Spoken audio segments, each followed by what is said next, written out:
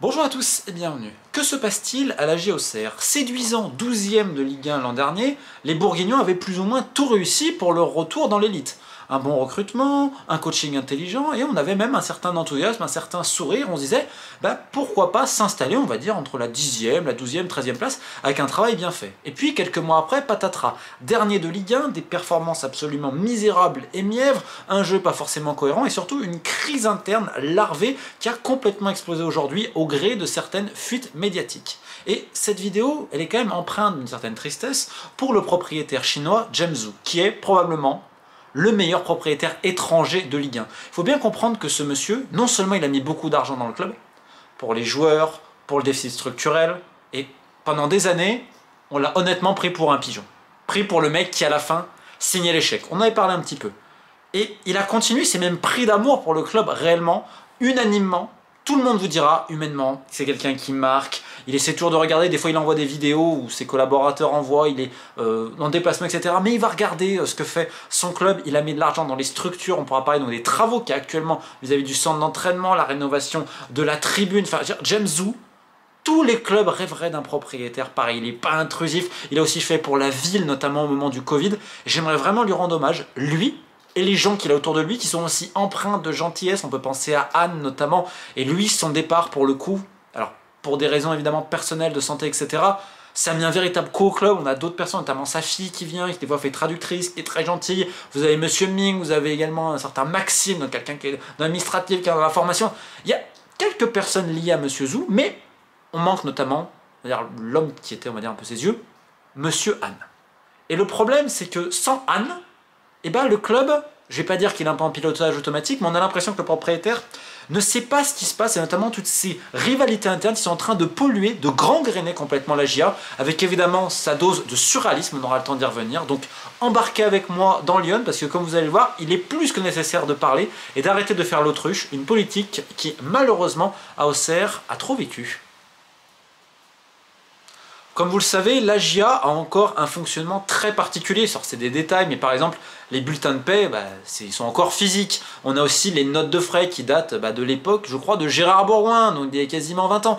Donc en effet, sur plein de points, le club n'a pas tellement changé. Il y a encore cette influence de certains anciens historiques, même de Giroud, comme le soulignait un article d'RMC cette semaine, à la formation. Donc ok, on a compris, il y a le tissu économique local, il y a des composantes, et c'est normal parce que la GIA, c'est un club particulier.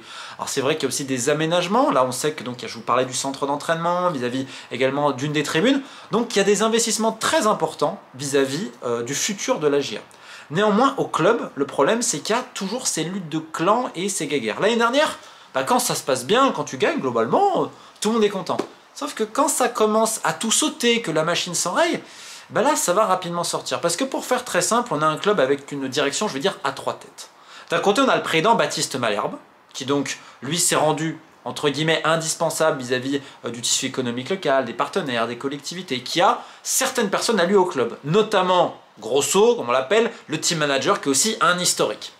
Vous avez le directeur sportif, David Ventier, qui était venu au club à l'époque en tant que prestataire. On va évidemment rappeler qu'à un moment donné, il a été agent. D'ailleurs, à un moment donné, je crois qu'il a été condamné il n'y a pas longtemps dans un procès qui a mis pas mal d'agents intermédiaires ou directeurs sportifs là-dessus. Donc ensuite, il était prestataire. Ensuite, il est passé complètement en tant que directeur sportif. Et lui aussi a une relation maintenant directe avec le propriétaire James Zhu.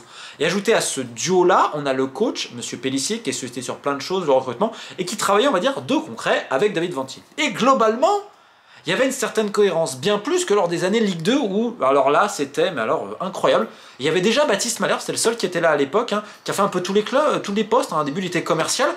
Et Baptiste Malherbe, il a un instinct de survie qui est exceptionnel, parce qu'à chaque fois qu'il y a eu des purges, des départs, etc., parce qu'il faut voir la gabegie financière à l'époque, on avait des mecs à 50 000 en Ligue 2. On avait des mecs à 40 000 et 50 000 en Ligue 2 pour des saisons cataclysmiques, et Monsieur Zhu, à la fin, il signait des gros chèques. Et Baptiste Malherbe, par un instinct de survie incroyable, un sens aigu de la politique et tout, mais il a toujours réussi à survivre à toutes les crises, etc. Et au contraire, à chaque fois, c'était les autres qui trinquaient et lui qui montait en grade. Comme me le disait un président d'un club français, que Baptiste Malherbe termine président d'un club, c'est vrai que ça peut donner de l'espoir à beaucoup de monde. Mais on va lui reconnaître ce mérite. Il y a de la malice, il y a je suis les bons contacts, etc. et tout. Et il a réussi à tisser sa toile jusqu'à devenir président. Et je le répète, les années Ligue 2, à un moment donné, ça a été vraiment n'importe quoi. On a dépensé à tort et à travers. Et globalement, ces dernières années, on avait retrouvé un certain sens, un certain équilibre. Vous avez vu globalement la pyramide, sauf que le problème, c'est que vous allez voir que la pyramide, en fait, elle s'effrite. Ce qu'il faut comprendre, c'est que M. Malherbe, le président, c'est avant tout le président de ses intérêts. Il est unanimement reconnu sur ça. D'ailleurs, il passe énormément de temps à regarder ce qu'on dit sur lui, sur les réseaux, etc. Bref, ça tourne un peu des fois à la farce, son idée de se mettre toujours un peu en image, etc., d'être sur toutes les photos. Bref, c'est un petit peu comme ça, il aime ça, bon. Chacun ensuite est comme il est. Il est devenu président, ok, il a réussi à dire à M. Zou, parce qu'il avait cette relation directe, il a tout fait pour la garder, pour l'avoir de manière privilégiée, afin qu'il soit le relais. Sauf que, comme je vous l'avais dit à l'époque, il y avait quelqu'un qui était le relais de M. Zou, qui était M. Han. La relation, on va dire qu'elle était très fraîche entre les deux hommes, mais M. Han, je répète, c'est quelqu'un de très gentil. Et donc, comme je le disais, vous avez le directeur sportif, M. David Ventier, qui lui, ces derniers temps, et depuis un moment, a une relation directe avec le propriétaire également, avec des réunions, je crois, des visios, etc. et tout. Sauf que, bien évidemment, pour Baptiste Malherbe, c'est potentiellement une menace. Alors devant, on se fait des bisous, on est des hermanos, hein, voilà, etc. Dans le dos, c'est plus compliqué. On voit une rivalité, sachant que David Ventier a ramené quelqu'un à la formation. Donc il a fait un audit, après il a été responsable de la performance, recruteur, enfin bon, un peu un schmilblick. Il a mis également des gens dans le staff, on pense à Jean-Alain Boumsong, il y a eu un article de l'équipe d'ailleurs à ce sujet, parce que ça pose question, que ce soit ses absences lors des trêves internationales où il est autorisé à rentrer chez lui, donc là où il réside en Arabie Saoudite, le fait qu'il voilà, soit peut-être assez taiseux, etc. Enfin bref.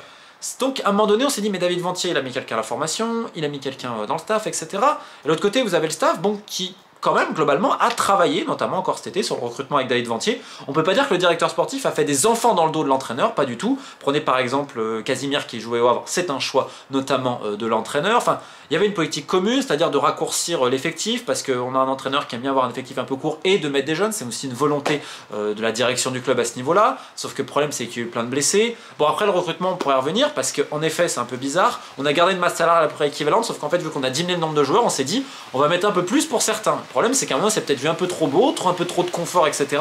Sachant qu'il y avait des départs importants, notamment Perrin, qui avait une grosse proposition quand même pour rester, mais ce dernier souhaitait sortir. Il avait une offre de MLS déjà quelques mois avant, et puis celle de Krasnodar qui lui promettait un plus gros salaire. Ensuite, il y a le dossier Sinayoko dont on a parlé cet été, qui est quand même pas très bien géré, parce que c'est quand même, il y a une offre qui est acceptée par Lens, hein, de je crois 6,5 millions, 1,5 million de bonus, si je dis pas de conneries. Le problème, c'est qu'en même temps, on a vu ses agents, vous savez, Vadim Vassiliev, le fameux VV Consulting qui arrive, qui dit en fait j'ai 10% du transfert, ce qui a foutu une zizanie pas possible. Enfin bon, bref. Finalement, Sinayoko, il est resté. On sait que le mercato, voilà, les joueurs, il y en a qui sont arrivés un petit peu blessés. Bon, pendant la menace, elle prend pas trop, le système de jeu il a un peu changé. Bref, sachant qu'il y a un peu les plus gros salaires, certains disent est-ce qu'il y a un peu de confort, est-ce qu'on trouve pas la forme? Et là, en fait, chacun va se renvoyer un peu la balle. Ouais, en fait, l'effectif, il manque de qualité, parce qu'en fait, aussi qu'il y a des blessés, il y a très peu de joueurs, ce qui fait que la dernière semaine, pour jouer Angers, il n'y avait que 10 pros à peu près disponibles. Donc en fait, les entraînements baissent en intensité. Donc à un moment donné, le staff va dire ouais, mais en fait, le recrutement, peut-être ça allait pas. La direction sportive, ouais, mais peut-être qu'on ne joue pas comme ça. Enfin bref, il y a eu pas mal de quiproquos à ce niveau-là.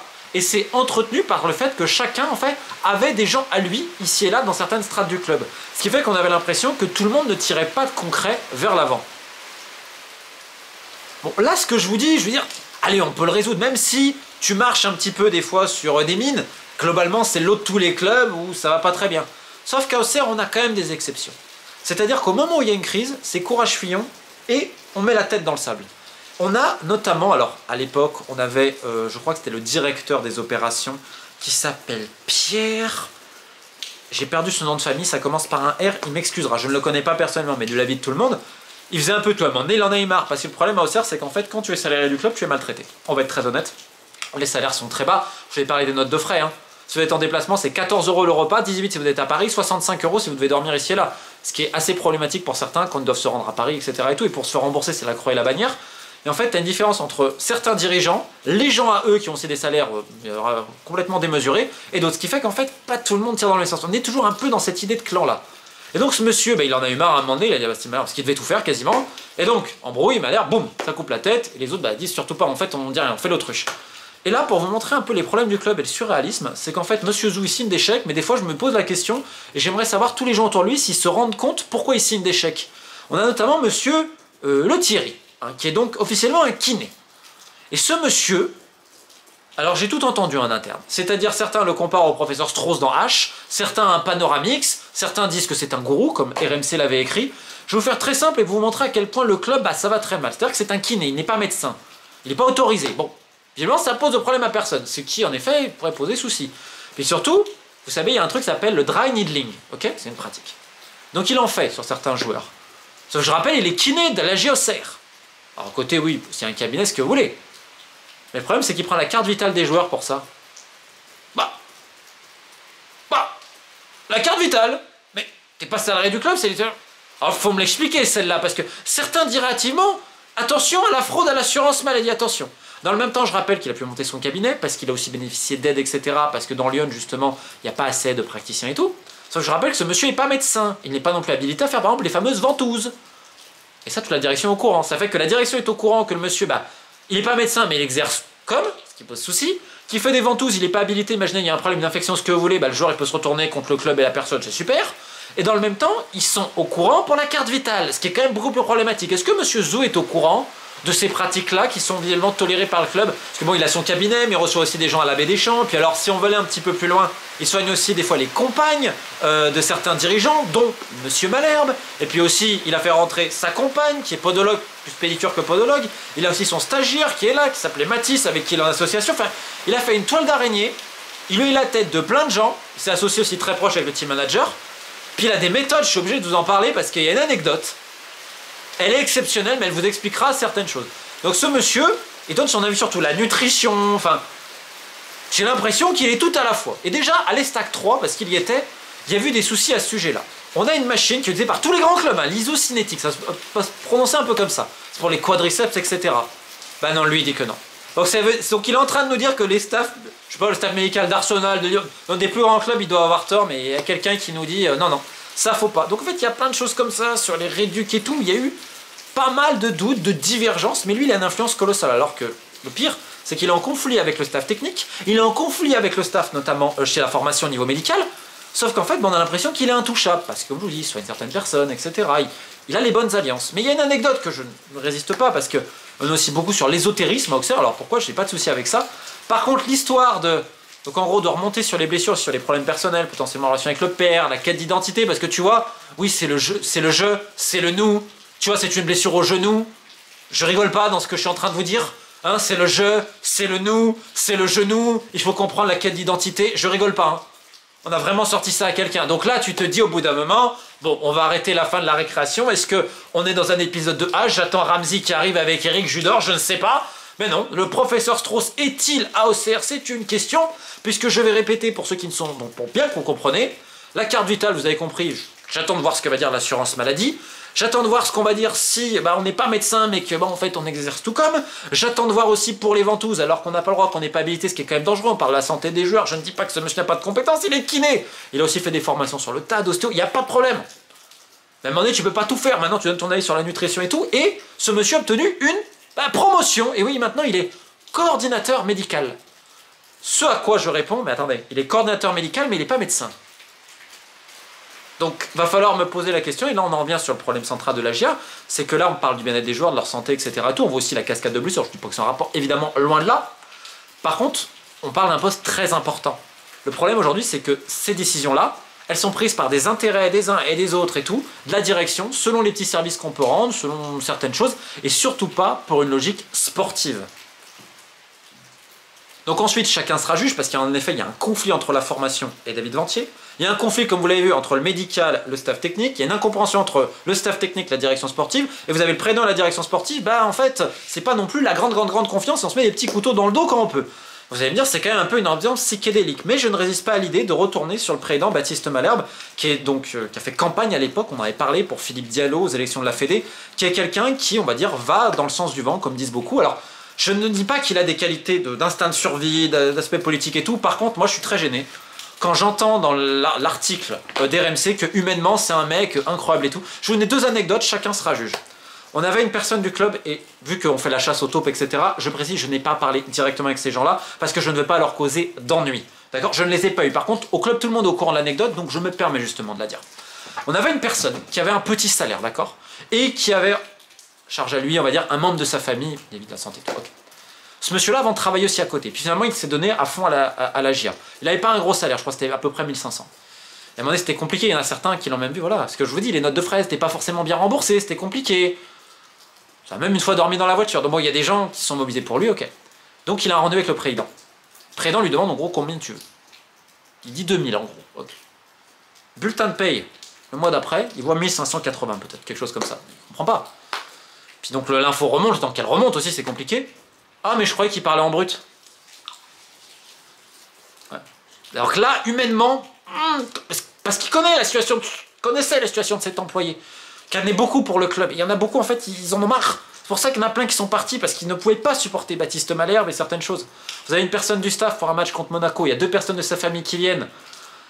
Je tais encore la personne du staff, je ne la connais pas personnellement, je ne lui ai pas parlé pour ne pas lui causer d'ennui, sauf que tout le club est au courant. Oh, il va avec Baptiste Malherbe, est-ce que je peux avoir pour une fois 2 places un peu dans un salon, ce qui est normal, je crois que c'était sa maman et sa tante. Pas de problème, va voir les gens de Sportfy, parce que Sportfy a un contrat. Et tout va parler à la dame, ok. Va parler à la dame elle lui dit ouais c'est 350 hors taxe la prestation par place. Oui mais j'en ai parlé avec le président. Oui, il m'en a parlé. Ah ouais donc en gros le mec du staff il doit se payer pour... Vous imaginez? On va rien dire à Baptiste Malherbe, son fils il joue avec le 14, il vient dans le vestiaire, il vient dans les loges, etc. Il n'y a pas de souci, mais en fait c'est des petits détails qui vous montrent que derrière l'image du club familial, mais je suis curieux de savoir si M. Zou est au courant de ça, comment voulez-vous que les gens après se sentent, ont envie de se dépasser? Parce que là, honnêtement, humainement, waouh, faut quand même y aller. Donc cette vidéo, elle est notamment pour le propriétaire et les gens autour qui sont moins là pour des raisons personnelles et tout, de santé. Est-ce qu'ils ont conscience de l'aspect qu'en fait n'est absolument pas familial du club, de tous ces clans, de toutes ces rivalités qui ressortent au grand jour? Des fois ça se menace même entre les gens du staff, enfin, c'est n'importe quoi. Et en plus le pire c'est que certains s'entendaient très bien, travaillaient bien. Alors oui sur le recrutement il y aura probablement des ajustements à faire au mois de janvier, on en est certain. Mais quelle tristesse pour un propriétaire qui s'est autant impliqué émotionnellement, financièrement, qui n'a jamais rien demandé, de voir que son club en fait c'est un lieu de non-dit, on a des petits intérêts et tout, et on va se servir également de certains relais médiatiques, on a eu plein de fuites etc, des fois elles étaient un peu orientées, et on se dit voilà, des fois on prend des décisions, c'est simplement aussi pour l'image. Ça n'empêche pas qu'il ne faut pas jeter le travail qui a été fait, notamment l'année dernière, même l'année...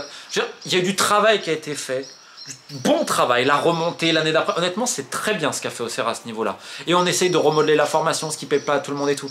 Le problème, encore une fois, c'est qu'on a tellement de luttes de clans. Certains vous diront c'est la mafia locale ou que sais-je encore. C'est qu'en fait, c'est en train de parasiter le club et que si rien n'est fait, honnêtement, je rappelle qu'il n'y a que 34 journées en Ligue 1 et que quand tu vois les prestations depuis le début de saison, si tout le monde ne tire pas dans le même sens, j'ai bien peur qu'en fin de saison, la Auxerre n'ait plus que ses yeux pour pleurer. Et plus que ses supporters, évidemment, que tous les gens qui aiment ce club, il y a également l'histoire d'un propriétaire qui a absolument tout donné à son club. Et je le répète, une telle fidélité, un tel dévouement, quand tu vois les propriétaires en France, Auxerre a énormément de chance d'avoir ce monsieur, et je terminerai juste la vidéo là-dessus. Est-ce que ce monsieur et les gens autour de lui ont vraiment conscience des gens qui ont été mis en place et qui dirigent actuellement le club, et pourquoi ils dirigent le club, pourquoi des fois ils vont dans le sens du vent, c'est-à-dire là actuellement les supporters et les champs de Pélissier, je vais me mettre de son côté, etc. Et on se rend compte que c'est pas par humanité, que c'est pas par intérêt sportif, mais simplement pour garder son poste, parce que croyez-moi Auxerre, certains employés sont payés à coups de lance-pierre, mais d'autres, je peux vous le dire, la soupe, elle est très très bonne dans le Lyon.